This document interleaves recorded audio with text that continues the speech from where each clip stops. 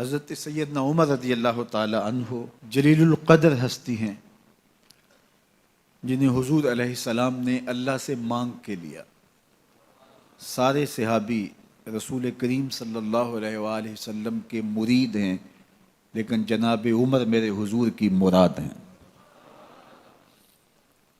39 لوگ جب اسلام لا چکے، 39ویں شخص حضرت امیر حمزہ رضی اللہ تعالی عنہ تھے، اور ان کا ایمان لانا مسلمانوں کے لیے بہت بڑی ڈھارس اور بہت بڑے حوصلے کا سبب و ذریعہ بنا۔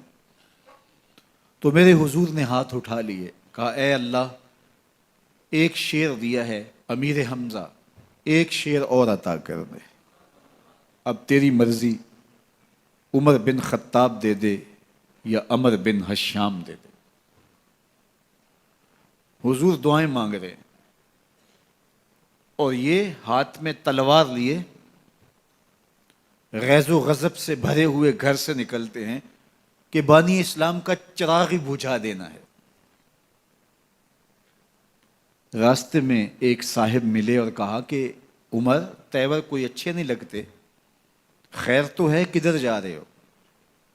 کہا چراغ اسلام بجھانے جا رہا ہوں، یہ روز کا مسئلہ ختم ہونے لگا ہے میرے ہاتھوں۔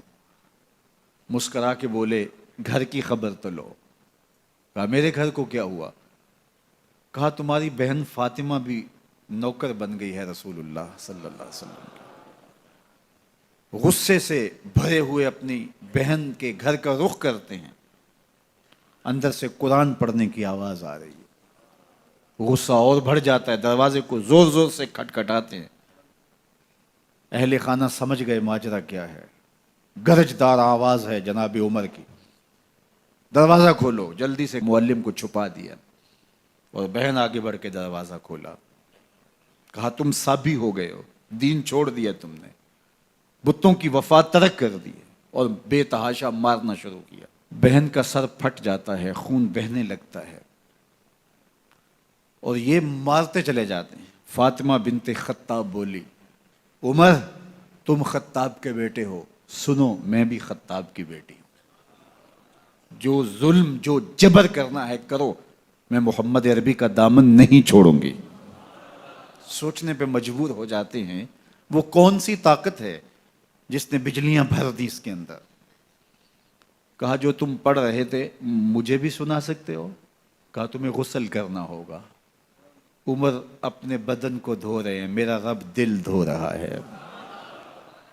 اتنے میں معلم بھی قرآن لے کر آ جاتے ہیں اور قرآن کی تلاوت ہونے لگتی ہے۔ طٰہٰ ما انزلنا علیک القرآن لتشقیٰ، 14ویں رات کے محبوب چاند، ہم نے قرآن اس لیے نازل تو نہیں کیا تھا کہ تم مشقت میں پڑ جاؤ۔ بے تاب ہو گئے، کہا عمر کی عمر برباد ہو گئی، مجھے لے چلو حضور کی چوکھٹ پہ۔ تلوار حمائل کی ہے، بہنوئی ساتھ ہیں، اور حضور کی بارگاہ میں حاضر ہو رہے ہیں۔ دروازے کے سوراخوں سے دیکھا تو صحابہ تشویش کا اظہار کرنے لگے کہ عمر آ رہا ہے، تلوار حمائل کی ہے، ارادے اچھے نہیں لگتے۔ جناب امیر حمزہ نے کہا دروازہ کھول دو، اچھی نیت سے آیا تو استقبال کریں گے، نیت اچھی نہیں ہے تو اس کی تلوار سے اس کی گردن کاٹ دیں گے۔ حضور کے سامنے جا کے بیٹھ گئے، گلے میں کپڑا ڈالا تو حضور نے پکڑ کے کہا عمر ابھی وقت نہیں آیا کہ تم اسلام لے آؤ؟ یہی وقت تھا عمر کے اسلام لانے کا۔ لبوں پہ کلمہ جاری ہو گیا، اللہ اکبر کی صدا اس زور سے گونجی کہ مکے کی گلیاں گونجنے لگیں۔ اسلام لانے کے بعد حضور سے پوچھتے ہیں حضور کیا ہم حق پر نہیں ہیں؟ فرمایا ہم حق پر ہیں۔ اللہ کا دین سچا نہیں ہے؟ کہا اللہ کا دین سچا ہے۔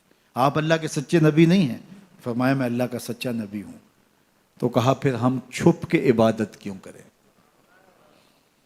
اب مسلمانوں کی 2 صفیں بنتی ہیں، ایک صف کی قیادت امیر حمزہ کرتے ہیں، دوسری صف کے آگے آگے عمر بن خطاب چلتے ہیں، اور حضور درمیان میں ہیں، اور یہ ملکوتی قافلہ صحن حرم میں آ کے اعلانیہ عبادت کرتا ہے۔